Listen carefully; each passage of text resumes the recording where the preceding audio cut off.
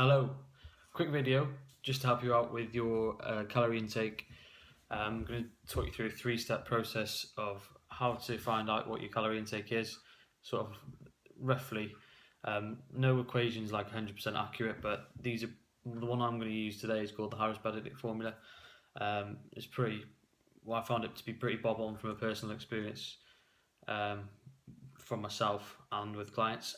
Okay, so first thing you need to do when you're looking at your calorie intake is establishing your BMR, which is your basal metabolic rate, so how many calories you're burning at rest. To do that, like I say, we're just going to use a quick, fairly accurate formula. No formula out there is like 100%, like I say. I found this one to be one of the best ones I've used. So how it goes is I'm going to put a link on this corner here.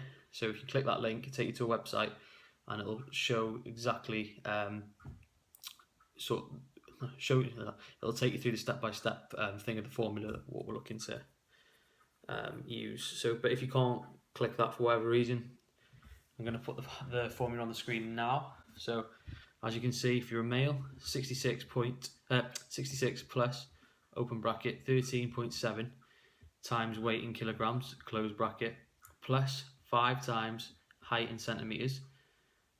That's another close bracket, minus open bracket 6.8 times age in years, close bracket. Okay, so if you're female, the equation is different.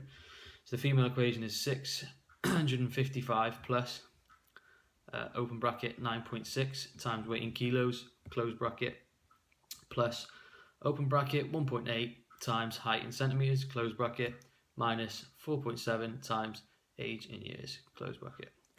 Okay, so what you need to do is you need to figure them out. If you're not too sure about what you are, you only know stone or different metric then, or different way of measuring, then just pop it in a converter on the internet somewhere and you'll be able to find that out.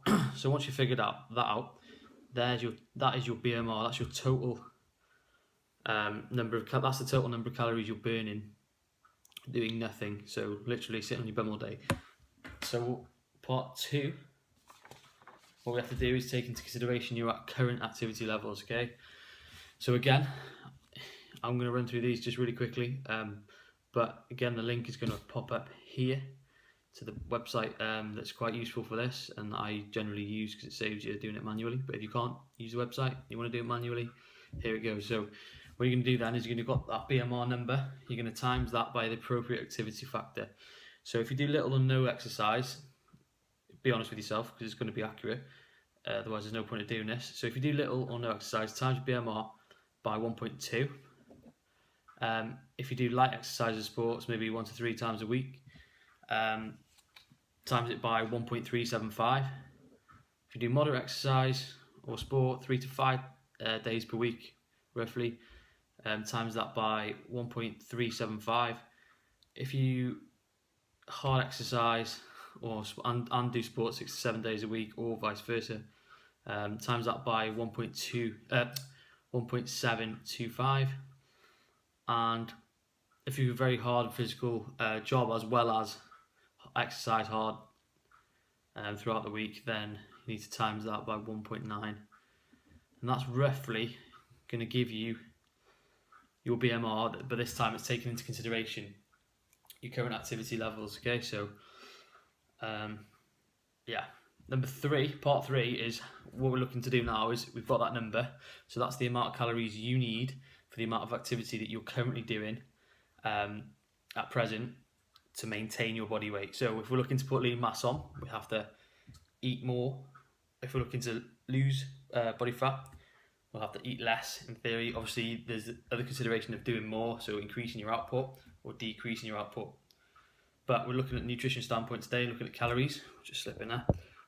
So what we're going to do, or what I want to sort of talk about, a ballpark figure off that number that you've got there as your BMR is to take off 500 calories per day.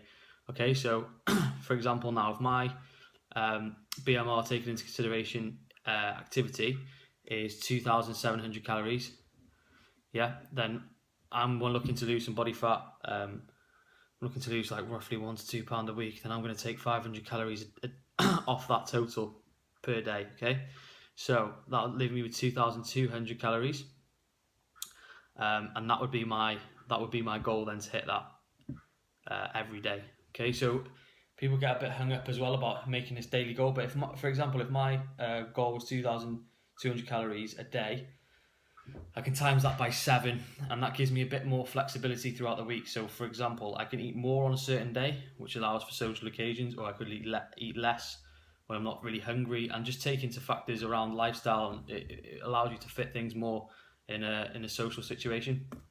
But generally speaking, the more body fat you've got to lose, the more aggressive you can be with the deficit. I would primarily always look to increase output initially before looking at calories and deducting from there. However, needs must, depending on how much time you've got available to you, and these sometimes they just have to be considered. So I hope you enjoyed the video. If you did, please like, comment and subscribe. If you found it useful, or you think anyone else will find it useful as well, please do share it. Really appreciate it. Gets content out to more people, ultimately helps more people.